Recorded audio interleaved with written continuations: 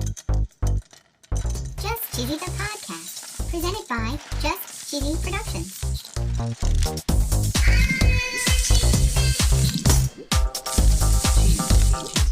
Hi there, I'm your host Fondue. And Cheesy. This week is part 2 of the series Cheese News, News, and More News.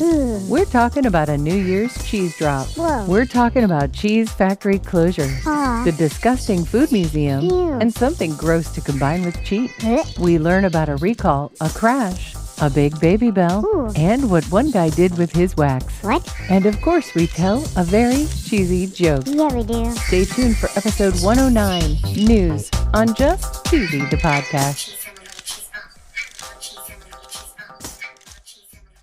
We're a few weeks early, but I thought you might want to know about the big cheese drop New Year's Eve party. Ooh. We talked about this very same event back in Season 1, Episode 7. Yeah. According to visitmilwaukee.org, in a town that's not that near to Milwaukee, the town of Plymouth, Wisconsin, holds the Sartori Big Cheese Drop. Ooh. It's free to the public. Ooh. It starts at 8:30 p.m. Okay. And they offer complimentary hot chocolate and a bonfire. Yum. Gift bags are given to the first 250 families in attendance. Holy cow. They say there's music and dancing and a champagne toast at midnight. Wow. While you're in Plymouth, you should visit the cheese counter. Yeah. According to cheesecapitaloftheworld.com, more than 14% of the cheese consumed in the United States goes through Plymouth, Wisconsin. Whoa. This goes back all the way to 1918 when Plymouth was the location of the National Cheese Exchange, who set the commodity price of bulk cheese. Wow. The cheese counter offers lunch and it also offers gift boxes. Ooh. You can get a cheddar gift box, a world champion cheese gift box, and many others. Ooh. And if you can't make it there, it looks like you can buy these online. Nice. There's some sad news coming out of Wisconsin. Aw. According to brownfieldag.news, Saputo is going to close a goat cheese manufacturing plant in Wisconsin. Oh, no. According to the article, they're moving the Lancaster, Wisconsin site to the Reedsburg site and closing Belmont. Ooh. This is going to affect about 100 people. Oh, no. It's not just in the U.S. where a cheese factory is getting closed down. Uh-oh. In Canada, there is a company called Thornlow Cheese. According to CBC.ca, back in 2019, Gay Lee Foods purchased this factory. Okay. The Thornlow location was built in 1969, Ooh. and they closed it for 7 weeks trying to figure out what they could do to save the facility. Whoa. They're struggling to find a buyer because when they came back with an assessment, it's going to cost about $10 million to update the facility. Holy cow. So there's only 5 people left there who are going to process the milk from some grass-fed cows. Wow. It says here they offered very strong severance packages to people who lost their jobs. Oh, good. So if you love cheese, Yeah. have $10 million, and want your own cheese manufacturing facility, this might just be the place for you. Yeah. And I'm pretty sure we talked about this one last year, but according to BBC.com, there were some environmental concerns at Somerset Cheese. Oh, no. And this was after they were polluting a waterway with liquid that smelled like milk. Okay. When I say smelled like milk, I do not mean in a good way. Oh. They admitted to causing discharge of poisonous, noxious, or polluting matter Discharge. for the 3rd time. Ew. They were fined 23,000 pounds. Whoa. They found the cause. It was a blockage of a plastic bag containing gloves and other plastic in a pipe that took wash water What? from the production facility. Oh, no. They say here it was clearly inappropriately disposed of, Yeah. and there appeared to be no form of alarm to notify the blockage to the drainage system. Oh, no. It also says it was clearly visible, but not reported. Whoa. Somerset Cheese is definitely not our sponsor. No way. But whoever is, their ad will go right here. Have you ever wanted to listen to the web? Yeah. Well, Newsly makes that possible. They do? They're an all-in-one audio super app for iOS and Android. Super app. You can listen to trending articles on the web on topics that you choose and get them read to you in a natural human voice. What kind of topics? Sports, Cheese? tech, business, science. Cheese? I'm sure there's even cheese. Yay. They even have an entire section for podcasts. Are we there? Of course we are. Ooh. It's one of my new favorite podcast apps. They even have digital radio. Holy cow. Just go to www.newsly.me to download it free. Whoa. Or use the link in the description. If you use the promo code CHEESY, Cheesy. that'll get you 1 month free premium subscription. Yay, Newsly. Now, back to the podcast.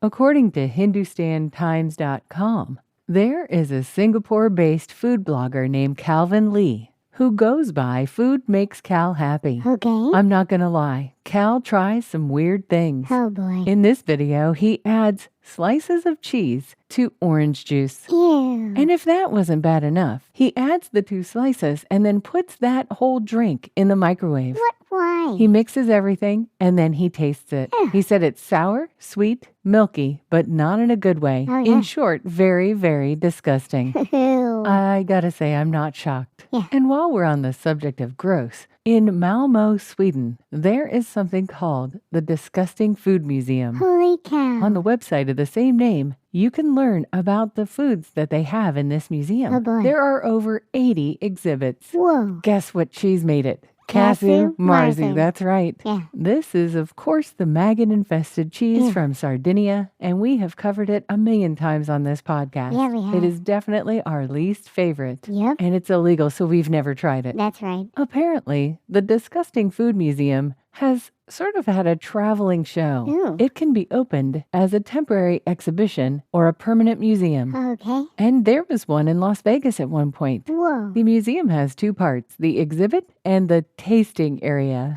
Visitors go through the exhibit, they learn about food from around the world, and then they get to try a selection of the foods. Nope. I thought Casu Marzu might be the worst of it, but Yeah. there are a couple of weird foods that they've listed, and you've got to check out this website because they go into detail with a lot of others. Ew. But they've got one called Gomutra from India, Okay. made of cow urine. Ooh. There's one from Korea called tongsul. Okay. It's from the poo of a human child between 4 and 7 years old. It's mixed with water, Ugh. divided into smaller pieces, and fermented overnight. Why? It's mixed with 70% boiled non-glutinous rice Oh. and 30% glutinous rice and yeast. Why? At this point, I'm thinking Casu Marzu doesn't even belong in this museum. It's not even that bad. Yeah. And speaking of that bad, the dailyreview.com Oh boy. has an article here about the Pennsylvania Department of Agriculture warning consumers to discard the Hilltop Meadow Farm brand 60-day aged pepper jack raw milk cheese. Oh no. The sell-by dates were 9/21 of 23. Okay. I'm hoping you don't still have this cheese, but if you do, the testing confirmed Yeah. the presence of listeria. Oh no. And if we all remember, Yeah. listeria is pretty bad. Yeah, it is. It causes illness symptoms, which include fever, muscle aches, nausea, and diarrhea. Ew. It can be deadly for newborns, the elderly, adults with impaired immune systems, and pregnant women. Oh no. When we talk about cheese in the news, we can't get past a traffic accident. Yep. According to KFVS12.com, on November 22nd, there was a semi carrying cheese that was in an accident along Kentucky 286. Aw. When the tow truck was hauling the trailer away, it lost control of the trailer. Oh, no. The trailer then rolled over and it partially blocked the road. Whoa. This thing crashed twice, Oh, boy. and they needed crews to come out and unload the trailer full of cheese before it could be removed from the roadway. Aw. Listen, drivers with cheese, you've got to be careful with that precious cargo. Yeah. According to foodbev.com,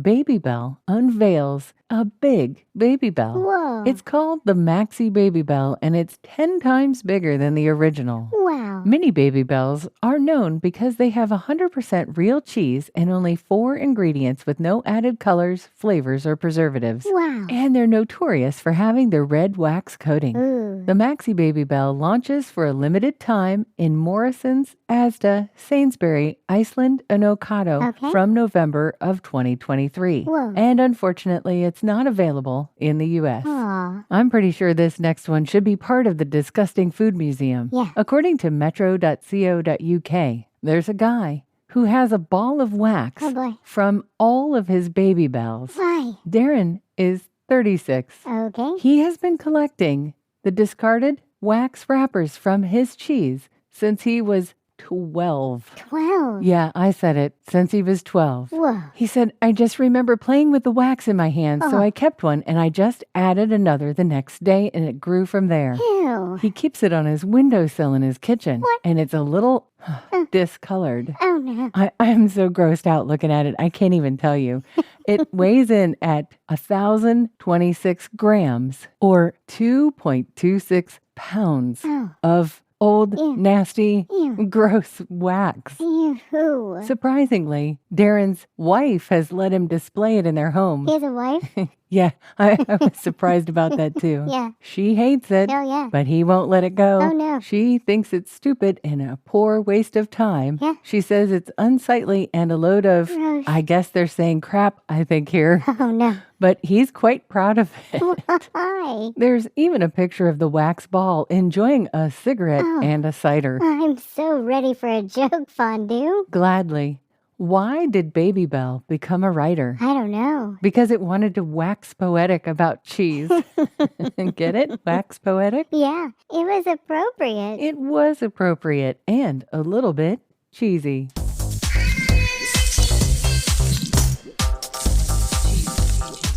Thanks for listening to Just Cheesy the Podcast. Thank you. Episode 109, News. News. Make sure to listen next week Yeah. with our third installment of this series, More News. Stay cheesy, everybody.